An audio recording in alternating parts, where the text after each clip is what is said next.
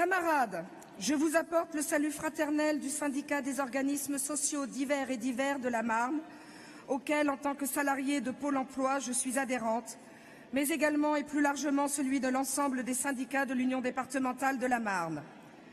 Mais c'est au nom du bureau unanime, et ouais, moi aussi, des OSDD de la Marne que je m'exprime. Le mandat que je porte est une abstention quant au rapport d'activité et un vote favorable sur le rapport de trésorerie.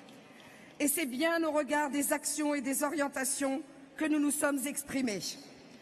Avant de nous en expliquer, mon syndicat, et malgré ce vote, tient à remercier particulièrement l'ensemble des secteurs confédéraux, développement, juridique, conventions collectives, retraite, et j'en passe beaucoup, pour leur proximité et leur disponibilité, et encore plus particulièrement les équipes qui travaillent dans ces secteurs, militants et salariés.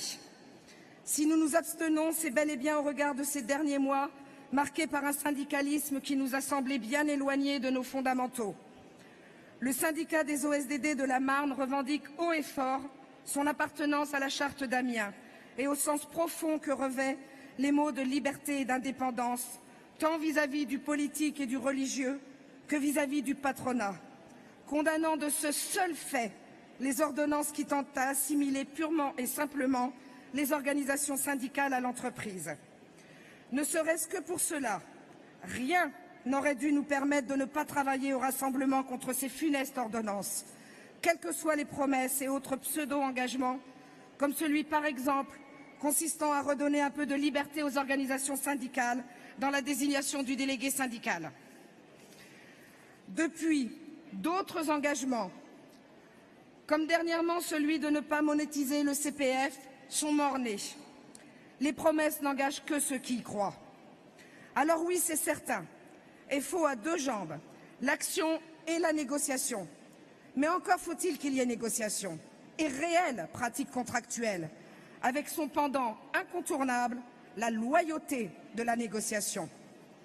Aujourd'hui, dans pratiquement toute négociation qui s'ouvre, si tant est que ce soit une négociation, c'est le chantage à l'emploi qu'on nous met sous le nez, y compris Monsieur le Président de la région des Hauts-de-France quand il se fait le défenseur de l'emploi. Mais désolé, au sein des OSDD, il y a donc notamment Pôle emploi. Alors nous vous l'affirmons, il y a les discours et il y a les faits. Et ces discours ne l'empêchent pas, loin s'en faut, en bon premier de la classe, d'attaquer, je vous le donne en mille, le service public de l'emploi, pour contribuer à en faire le bras armé d'une stratégie d'établissement contrôlant et asservissant les demandeurs d'emploi, mettant l'outil Pôle emploi, à l'instar de la formation professionnelle, au service du patronat, et détricotant au passage une convention collective de haut niveau ainsi que sa classification, résultat du travail de la CGT Force ouvrière, cheville ouvrière de l'assurance chômage depuis ses origines. La CGT FO, qui depuis 2014 mène un combat acharné au sein de Pôle emploi pour que vivent et progressent les droits de tous les personnels, entraînant dans son sillage la CGT et la FSU, voire la CGC et l'UNSA. Un combat majeur contre ces nouvelles classifications, tant celles de droit privé que celles de droit public, car nous avons deux statuts dans notre établissement. Nouvelles classifications qui, toutes deux, individualisent et enchaînent les personnels. Ces combats, nous les menons sur tous les fronts, que ce soit par la pétition, par la grève, notamment celle récente des camarades des Pays de la Loire, ainsi que sur les actions juridiques, avec le soutien indéfectible de notre fédération, la Fédération des employés et cadres. De même, comme Madame la maire de Lille défend les agents publics, posons-nous la question, défend-elle les fonctionnaires et leur statut?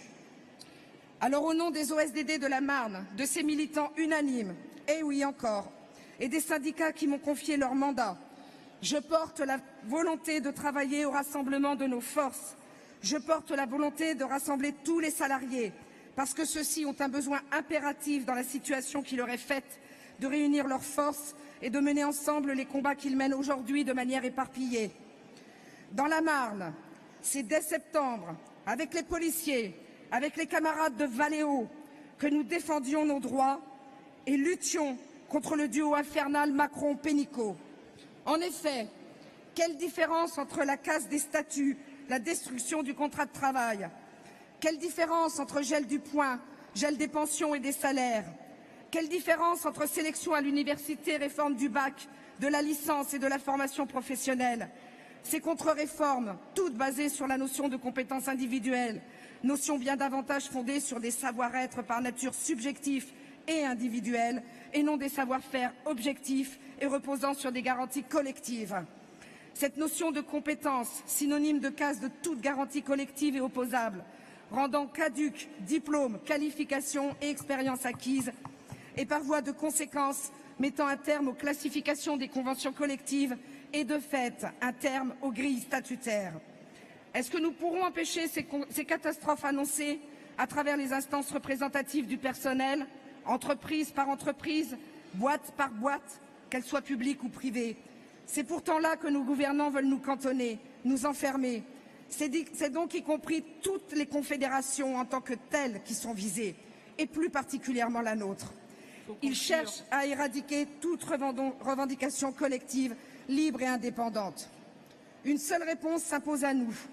Unir l'ensemble des travailleurs et déposer une bonne fois pour toutes, partout et dans le même temps, des préavis pour la défense des droits de tous les travailleurs. Oui, il nous faut combattre pour la hausse des salaires, des indemnités et des pensions. Et pourquoi pas à hauteur de celle du CAC 40 et des dividendes distribués grâce au CICE et autres arnaques de technocrates. Et grâce, pour ne citer qu'elle, à la suppression de l'ISF et d'autres exonérations pompant notre salaire différé. Sylvie. Presque fini. Je t'adore, hein, tu sais. Oui, pas de souci, mais c'est vrai qu'avec une nocturne, on aurait pu faire des débats un peu plus longs. Et c'est ce dont on a besoin. Alors, du coup, voilà. Donc oui, il nous faut combattre pour la hausse des salaires, des indemnités et des pensions. Et pourquoi pas à hauteur de celle du CAC 40 et des dividendes distribués, tant pis, je recommence. Distribués grâce au CICE et autres arnaques de technocrates, et grâce, pour ne citer qu'elle, à la suppression de l'ISF et autres exonérations pompant notre salaire différé. Et soyons-en sûrs, seule Force ouvrière peut être le moteur de l'organisation de la révolte de la classe ouvrière. Si la CGT-FO est indéfectiblement attachée à la pratique contractuelle, reste que pour la conclure, il faut être deux, d'égal à égal. Et si, a priori, on respecte la règle du jeu, il faut parfois savoir aussi envahir le terrain, car si nous ne pouvons jamais être sûrs et certains de l'issue, nous sommes assurés d'échouer si nous baissons la tête et courbons l'échine, si nous nous replions sur nous-mêmes dans une sorte de corporatisme totalement antinomique au syndicalisme de la charte d'Amiens. Mes camarades, nous sommes syndicalistes de la CGT-FO. Et donc, et comme nous l'avons vu dans le film qu'on nous a présenté lundi matin, issu de résistance ouvrière. Alors sachons rendre fiers ceux qui nous ont porté haut et fort les combats antérieurs. Et surtout, ne renonçons pas, ne nous résignons pas. Partout, conduisons la lutte et sauvegardons nos acquis. Les élections et leurs dictates des 10% suivront sans que nous laissions pour autant notre ADN. Vive le syndicat des organismes sociaux divers et divers de la Marne. Vive l'Union départementale des syndicats Force ouvrière de la Marne. Vive la Confédération générale du travail Force ouvrière.